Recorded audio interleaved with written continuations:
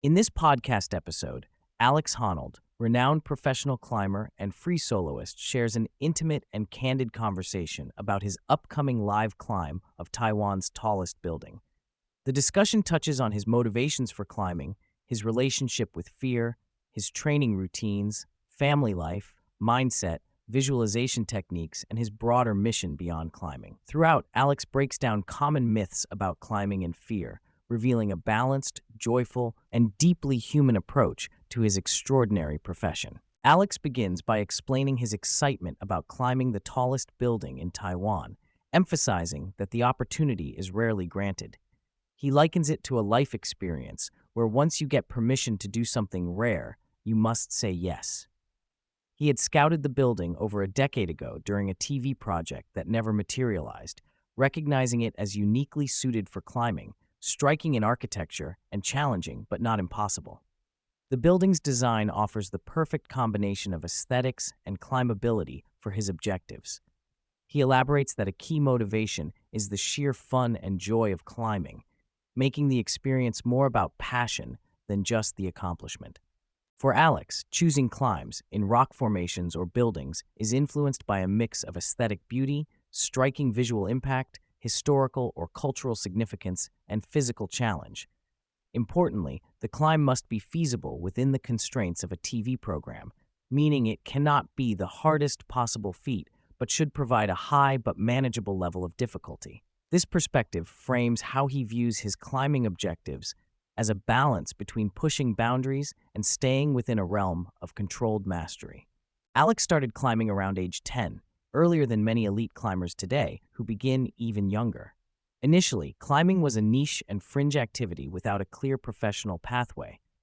Over time, as climbing grew as a sport, especially with its inclusion in the Olympics, opportunities emerged for climbing to become a viable profession. Alex describes the slow progression from working odd jobs and living simply, even in a van, to gaining sponsorships and realizing he could earn a living from doing what he loves.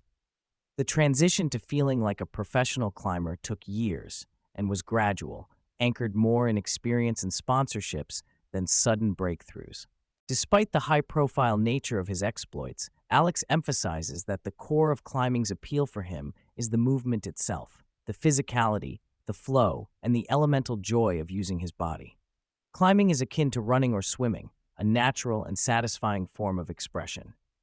Beyond movement, he appreciates the challenge of overcoming fear, the travel and adventure, the connection with nature, and the community among climbers. This holistic view grounds climbing as a multifaceted source of joy and meaning. Alex demystifies climbing by comparing it to common experiences such as children climbing trees and structures. The skill involves body movement, balance, and efficient weight transfer. Most force should come from the legs rather than arms, which people often misunderstand. Using hands as balance tools, optimizing body positioning, hip movement, and technique are essential. Finger strength is important, but considered only one aspect. Interestingly, Alex notes finger strength is his personal weakness compared to peers. Training involves enduring many hours on walls and climbing gyms, with practice 5 days a week being normal. Intensity varies between high-effort sessions and relaxed days, navigating terrain or scouting routes. A substantial part of the conversation centers on fear. Alex challenges typical perceptions by explaining that climbers constantly experience fear at some level, but learn to manage and normalize it rather than be overwhelmed. He likens fear to hunger, an inevitable bodily sensation that must be acknowledged but not feared unduly. Years of exposure and practice moderate amygdala responses to fear stimuli. Specialized training and experience create a different baseline for fear reaction. Fear in climbing is a mix of rational assessment and ingrained mental conditioning. Sometimes fear cues action, bailing or adjusting, but often it is simply accepted and ignored when the situation is safe. He highlights that psychological fear in climbing never fully dissipates because consequences can be lethal, unlike public speaking, which loses its scare value over time through practice. The mindset involves balancing excitement and nervousness, reframing sensations in ways that keep focus and performance optimized. Training for a peak event like the upcoming building climb involves ramping efforts for about 6 weeks, then tapering for rest before the event. Alex stresses the danger of peaking too early or training too long without rest, which leads to fatigue or injury. His routine involves disciplined sleep, diet, and physical conditioning, with emphasis on whole foods, vegetarian meals, and minimizing sugar intake. Sleep is roughly 8 hours per night, despite the interruptions of parenting infants. Maintaining balance in routines helps him approach normal days rather than treating important climbs as extremes. He underscores the importance of flowing with natural rhythms rather than rigid over-preparation. Visualization is a critical component of Alex's preparation and performance. He conceptualizes it less as an intimidating act and more like daydreaming about climbing, replaying moves, memorizing sequences, imagining bodily sensations, and mentally rehearsing possible variations such as weather or environmental conditions.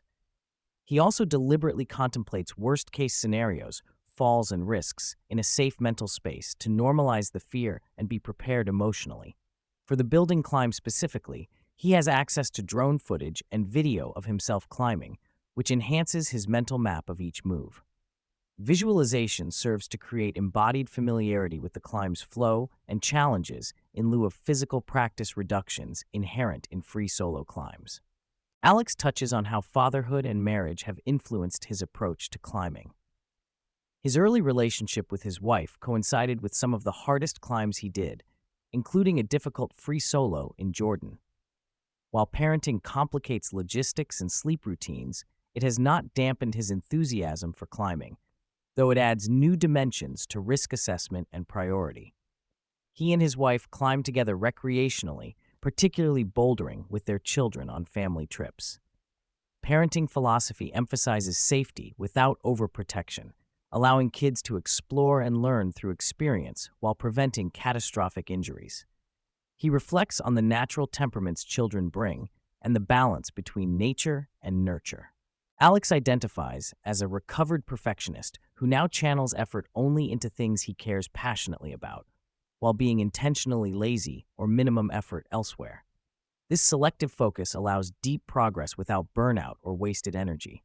He regards this balance as characteristic of high performers who know how to prioritize impact and joy.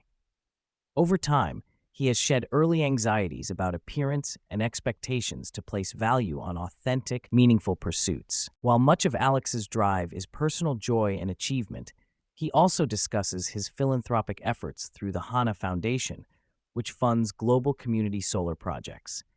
This initiative began as a way to meaningfully allocate income earned from sponsored media projects, approaching fame and financial gain with a sense of responsibility. His podcast work with the Rolex Perpetual Planet Initiative also highlights conservationists and changemakers, providing a platform to share stories that inspire care for the environment and planet. He views these endeavors as part of a wider life purpose, but centers his climbing as the joyful core. Alex shares that despite media representation framing him as an entertainer or extreme athlete, his primary identity remains that of a climber, focused on performing feats he respects and enjoys. He resists celebrity trappings and external validation, emphasizing the intrinsic value of climbing. He also describes a practical attitude toward public perception, focusing instead on internal motivation and doing climbs he's proud of, irrespective of audience reaction. Alex redefines failure in climbing as a natural and ongoing part of the learning and achieving process, where years of attempts and falls precede moments of success. This relentless cycle of trying, failing, and improving is intrinsic and prevents failure from being a fear-based deterrent. He reflects on living humbly earlier in life, over a decade in a van, as both fulfilling yet not a lifelong aspiration. His broader life goal is to build a legacy defined by meaningful relationships and family, aspiring to live a full life surrounded by loved ones. The conversation concludes by emphasizing that living courageously does not imply the absence of fear, but managing and dialoguing with it calmly. Alex's approach is grounded in finding joy, maintaining balance, and appreciating climbing as a source of play and movement rather than purely high-stakes exploits.